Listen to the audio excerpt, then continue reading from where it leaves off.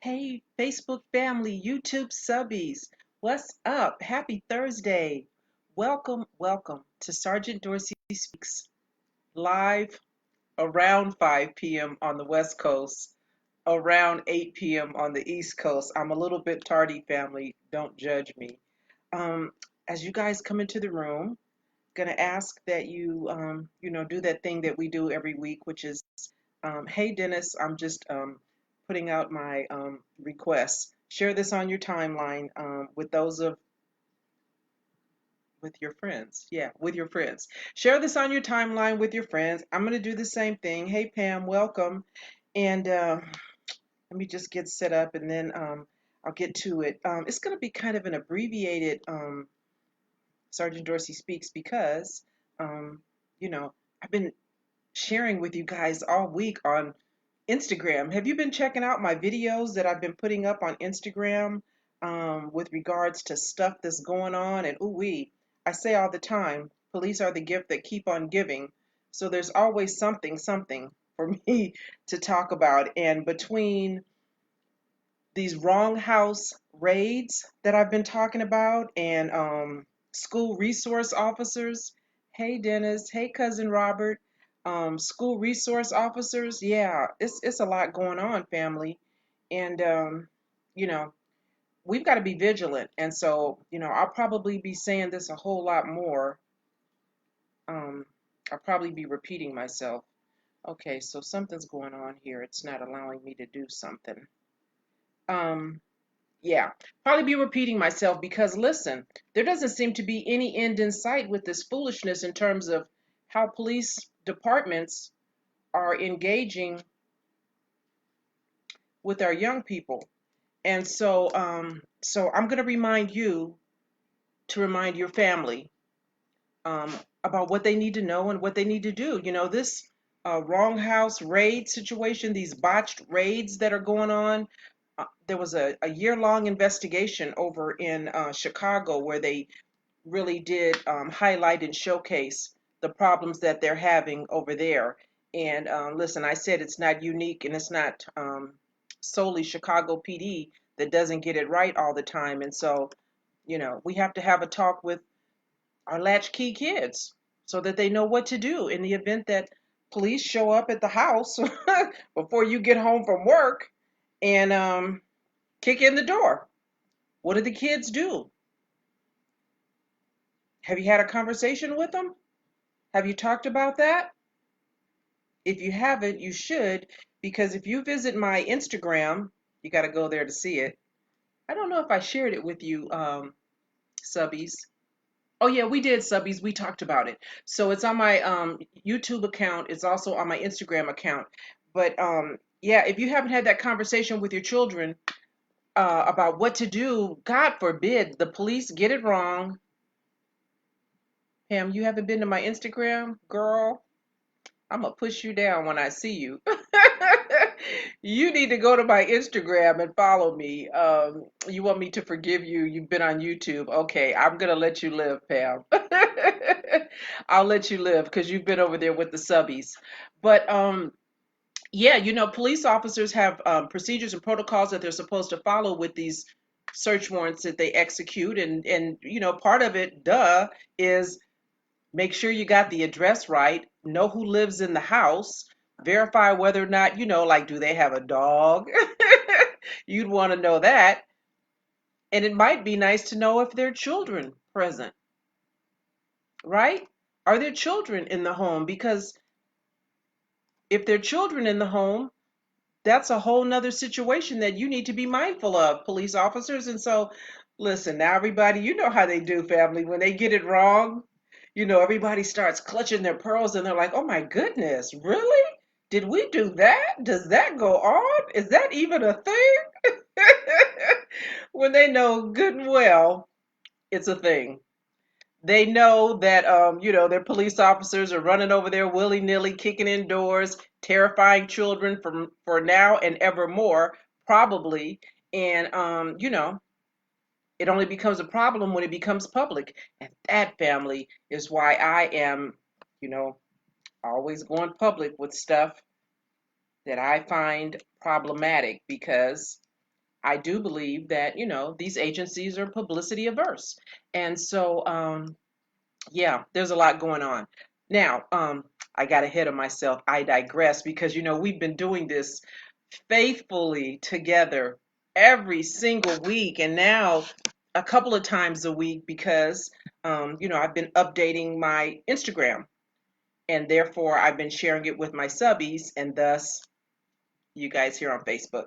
So let me remind everybody who might be new, because I've got a lot of new subbies, and I want to thank you. And I will in just a minute by name a couple of you, and I want to thank my faithful. But let me just tell everybody who I am. I'm a retired LAPD sergeant, 20 years in uniform, all in patrol on the Los Angeles Police Department. And I just come to you guys with what I think is best information, best practices on how to survive these police encounters. We all have had to have the talk, and now we need to understand that that talk needs to, I don't even know what age is too young to have the talk with now, since we saw just a couple of days ago, right? You saw my video, a 6-year-old baby arrested, begging and pleading, please don't put me in handcuffs. Please don't put me in the police car. I don't want to go to jail. 6 years old. So we got to have a conversation with our toddlers. Is that when we start? Um, about what to do when they encounter the police. I think I've shared with you before, and I'll share it with you again, because what I did with my own sons when they were, very young is I taught them a phrase to say whenever they encountered, an adult who didn't look like their mother. And I taught them to say it over and over, repeat it after me. I am only a child. Please excuse me, but may I call my mother? That's all I wanted my children to ever say. If somebody asks you a question, excuse me, I am only a child. May I please call my mother? Because they don't have those answers. And so remind them that you are only a child. May I please call my mother? And I don't know what my kids thought about that when they were younger, but I'm going to have to ask them now. We joke about a lot of things that went on when they were younger. And that's what I'm kind of curious to know. What did you guys think when I used to make you say that over and over? Because that's what I did. And then, I'm dating myself, but back in the day, they were small people, and so I did what everybody does. I bought my kids a cell phone, but it was back when dinosaurs roamed the earth, and I had the whole push to talk thing. What was that? Nextel? Push to talk. So all they had to do was hit the chirp. And if I heard that chirp, my little mommy senses got all activated, and I would immediately, what's up? What you need? Where you at? Who do I need to cut? Right? That's kind of where we are, because there's just foolishness all around. So, having said all that, let me go back to my little notes here, and let me say, for those of you who've been asking and who have been supporting Sergeant Dorsey Speaks, I thank you in advance. I do have a Venmo and Cash App, Sergeant Dorsey Speaks, so feel free to visit regularly and often. I appreciate you. Um, Also, want to say that for those of you who would like a little something back for your donation, you can purchase my autobiography, Black and Blue, The Creation of a Social Advocate. You can do that on my website, sergeantdorseyspeaks@gmail.com. That's my email. Or at sergeantdorseyspeaks.com. Or, because if you're going to do anything, it's, anything worth doing is worth overdoing. So I got two websites, SGT Cheryl Dorsey, Sergeant Cheryl Dorsey. Com. You can purchase my autobiography, Black and Blue, The Creation of a Social Advocate, on both websites. And I will send you a signed, autographed, oh, signed is autographed. I'll send you a signed copy. Y'all know what's up. I'll send you a signed copy. So, wanted to share that with you. And then, let me say to my subbies, my faithfuls, ooh, we have been having a lot of dialogue this week about all manner of stuff. And so, subbies, thank you for for holding my foot to the fire, for asking questions, relevant, pertinent. Um, Thank you for commenting, telling me what you think. Sometimes we agree, sometimes we don't. Donald Williams, SPC, thank you. Jump rope stairs, I appreciate you.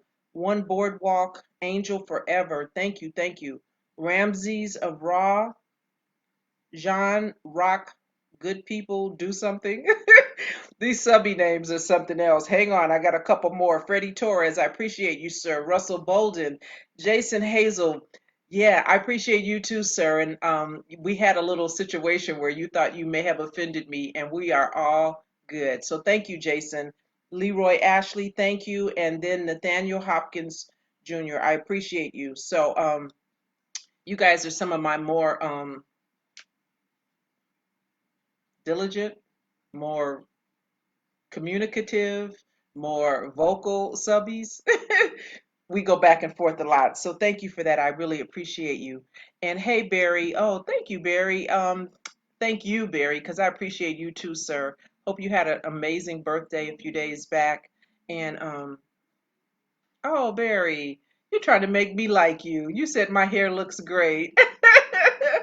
Thank you. I appreciate that. So this is my spring look. It's a little shorter, so it seems, but you know, when you're natural, got the whole shrinkage thing going on. We talked about that before, but yeah, so I'm going to go with this for a little while until I, get tired and, part it on the other side or bust it down the middle. I haven't decided what it is I'm going to do, but it's all good. I appreciate you guys. Now, let me get right to breaking news. Breaking news over in Baltimore. The former mayor, Catherine Pugh, they found her guilty of that whole, whatever what was it? Conspiracy to commit wire fraud. Ugh. One count of conspiracy to defraud the United States and two counts of tax evasion, all because of some damn children's book that she had and some kind of scandal. So off to jail you go, Missy. 3 years in federal prison. And you know, when you go to a federal prison, you do 3 years. It's not like state, or if you have that other complexion, you might get the homie hookup, right? And 3 years could mean 30 minutes. But when you look like me and Catherine Pugh, yeah, you do the whole 3 years. So 3 years in prison and 3 years of parole once she's done. So yeah, I don't know if whatever she was making off that little children's book was really worth all of that. I'm just saying. I don't know. Hey, Ezel, thank you, sir. I appreciate you as well. Yeah, Barry. She wrote the books and then she had the city buy them. So listen, these people who we've heard a lot from, they've been very vocal, and certainly the mayor was over there in Baltimore. It looked like she was doing big things, right? And then kerplunk, fall from grace. Michael Avenatti. Remember him raising a lot of hell, talking a lot of mess on TV, and then kerplunk. That ass is going to prison. I mean, he didn't just, like I said, go big or go home. He wasn't just, stealing a little money allegedly, extorting folks allegedly. Well, I guess it's not alleged anymore, right? Because Michael Avenatti has been convicted, and so he is headed off to prison as well. So, I guess if you're going to be vocal, if you're going to be, you know, um, a mess talker, a mess starter, you better make sure your house is in order. I'm just saying.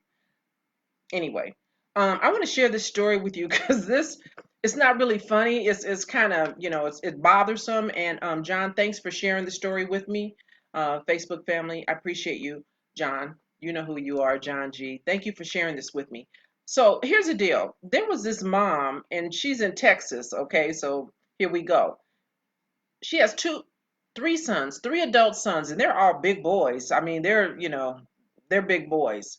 Um, and they got into some kind of dispute. Two of the sons got into a dispute, and I guess mom couldn't control them. Now, listen, you know, I have four sons, and my thing always was when they were younger, what I'm not going to do is have you be 6 foot something in my house and me scared of you. So I started acting crazy, early on. So they were like, "Ooh, we don't know what to make of her, but we we wanna do everything she says." And then, of course, they understood if they didn't do what I said, then I would call the Tasmanian devil their father, and they didn't want any of that work. So I don't know what was the dynamic in this house, but nonetheless, she couldn't control her two sons who got into an argument, is what the article says. An argument, not a fist fight. One didn't pull a knife on the other, like, could happen in a family. They had an argument. She calls the police. You guys already know where I'm going, right? She calls the police.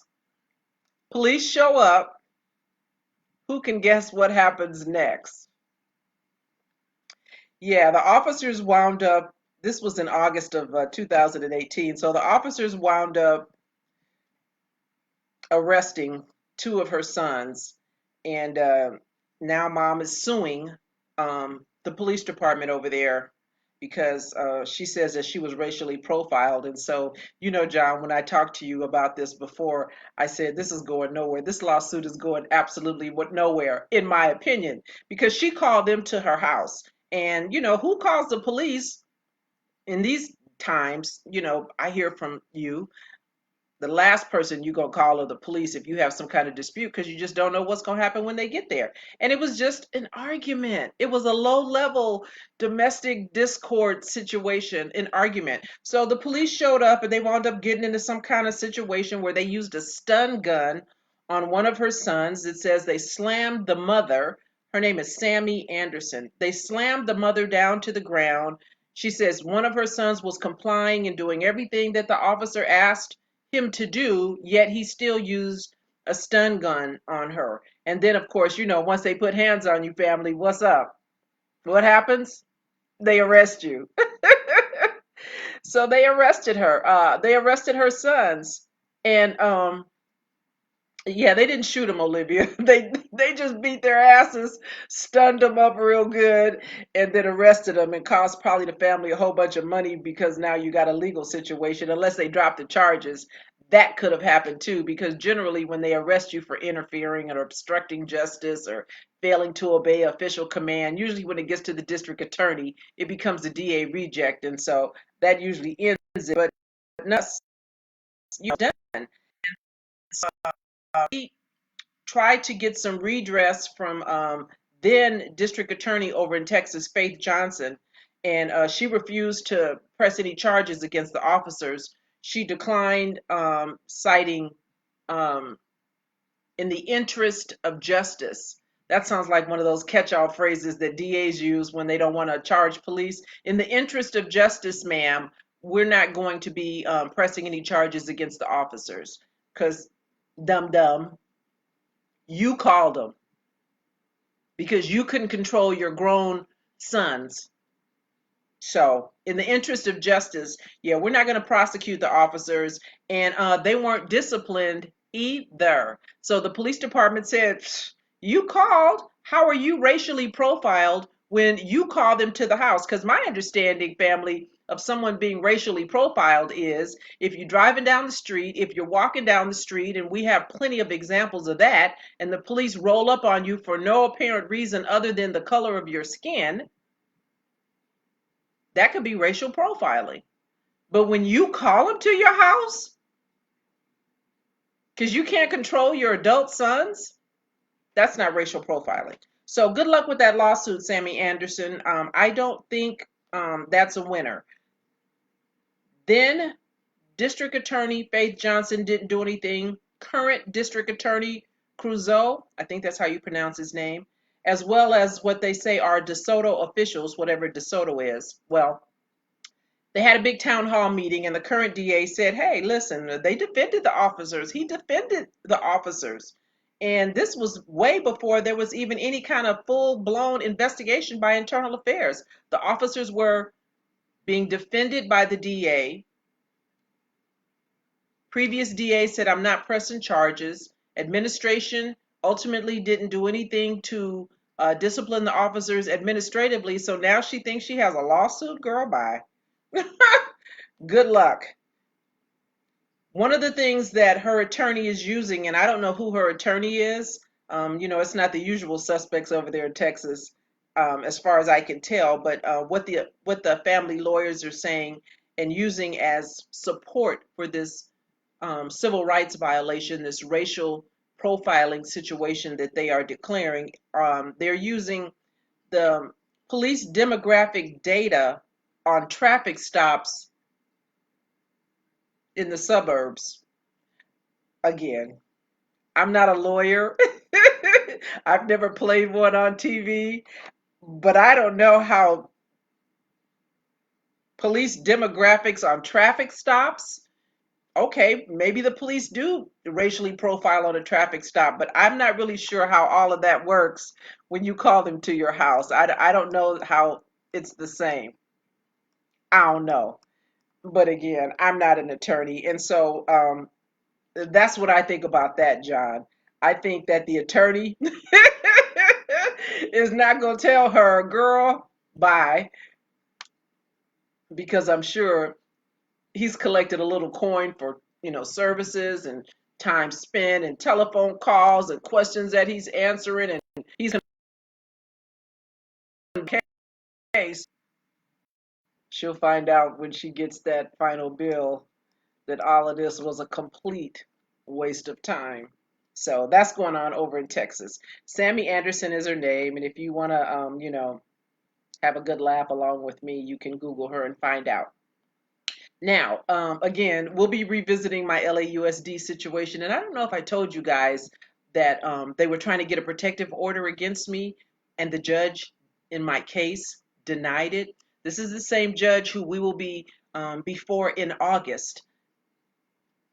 So, the judge is like, she gets to, share those depositions. And I didn't even know, I have since found out that the depositions were even something you could find online. Now, I've threatened to put them out there and make them available. And I've shown you that when you buy my book, once it's published, you can read the depositions. But I had no idea that there was a way for you to actually find the depositions right now, real time, and you could read them.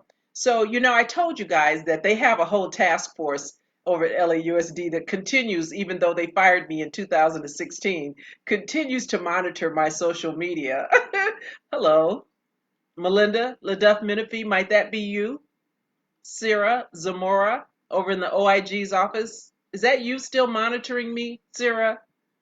I don't know who's monitoring me, and I don't know who said that they would be embarrassed if you guys had a chance to read the depositions. But what I do know, because I tried it and I found out that if you Google the Deputy Inspector General, Frank Kabibi, Cabibi, when you Google him, because I've tagged him in a lot of stuff, all manner of great information pops up about Frank Kabibi. So maybe Frank Kabibi, the former Deputy Inspector General over at the Los Angeles Unified School District, Office of the Inspector General, perhaps he's the one who's embarrassed to have people know that he railroaded this little black girl because she didn't succumb to his antics, because all of his huffing and puffing and threatening to blow me down didn't stop me.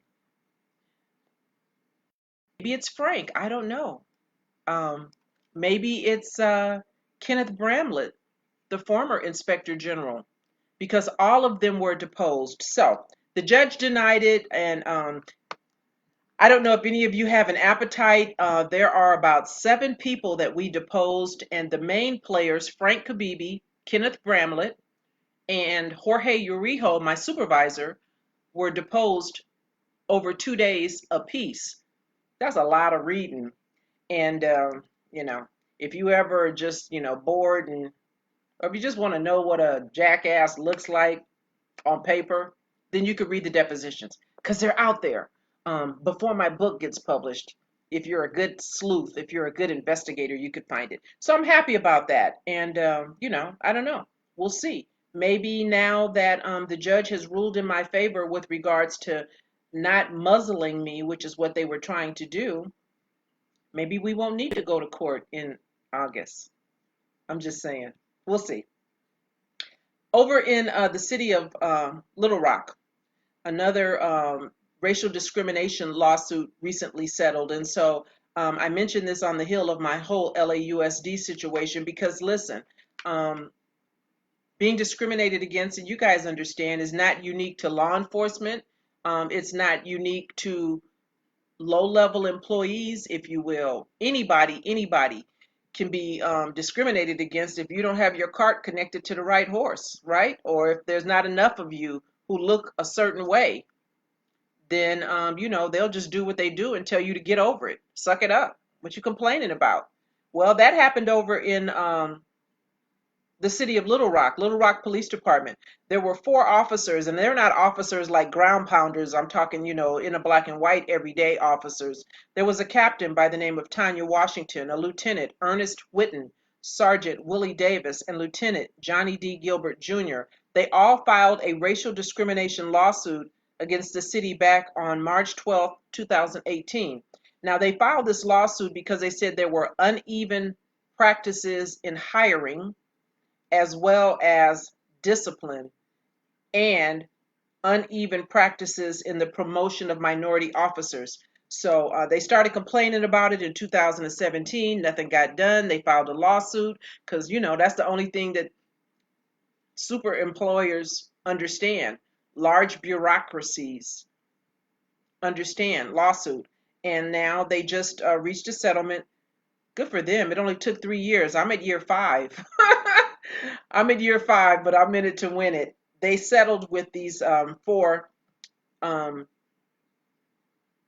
I'll say, supervisory, if not command staff, supervisory for sure. One captain, two lieutenants, and a sergeant. Yeah, one captain, two lieutenants, and a sergeant. Um, $200,000 apiece was the settlement that they received over there for the racial discrimination and harassment. I mean, not harassment, but the racial discrimination with regards to hiring practices. And so, listen, none of that surprises me. And, I talk about, any reform, any change that might come in a police department is going to come from the inside. And some of that has to do with hiring. And I know that, I don't think my police department, the LAPD, and the police chief, Michael Moore, really have an appetite to recruit folks who look like me and some of you. And I know that if you do make it through, if you can answer how many bubbles are in a bar of soap, you'll get in the police academy. And then that's when the real craziness starts, which is what I found out. Once you get in the police academy, it's almost like at every step of the way, there's an opportunity to dequalify you. And so you have to really be constituted in a way that you're in it to win it and that you're prepared. But if you know that foolishness is coming, I believe, then when it comes, you won't be taken off guard. You won't be surprised. You won't lose your mind, like Christopher Dorner did, who, probably wasn't expecting LAPD to do to him what they did to him ultimately, right? And so I think if you understand, whether it's LAPD, a school district, you work in the library or hospital, if you understand that you need to be prepared, you need to document, you need to make records of everything that's going on in the event. Maybe nothing will happen, but you need to be prepared. And it sounds like these four were, they prevailed and they received a $200,000 settlement. Now, some of them are still on the department. A couple of them have retired already, and so that's a nice little chunk of change to add to whatever that pension is they get every month. So that's what's going on. So family, that's it. Like I said, I don't have a whole lot. I'm off to Sacramento on tomorrow, and I will be with my partners in crime, Jamelia, David Harrison, and I think some of the family of Willie McCoy will also be in Sacramento. There's a big expo that they're having. They have every year, and I forget which number this is. It's an annual event. And so I will be there with one of my brothers in law enforcement, Joe Ested from Atlanta, and we will be, doing what we do. And I will also be in possession of copies of my autobiography. So I know a couple of you have already reached out to me here on Facebook and said that, we'll see each other over the weekend. So I look forward to meeting you. I look forward to putting a copy of my book in your hands. And for the rest of you, I will, share with you how things went when I get back. But that's it, family. That's it. No, Pamela, I don't know anything about the Milwaukee shooting. I'm seeing it now for the first time, hearing about it from you. So when I get done here, I'll do a little research and find out what that was all about. And if I have something to report back, either I'll do a little video and put it up on Instagram, or maybe I'll just IM you, or you can IM me and let me know what it is you want to know.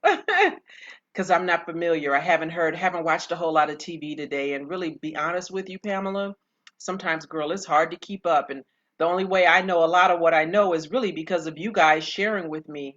Um, so I appreciate you keeping me abreast of all these stories. It's hard to do when there's so much going on.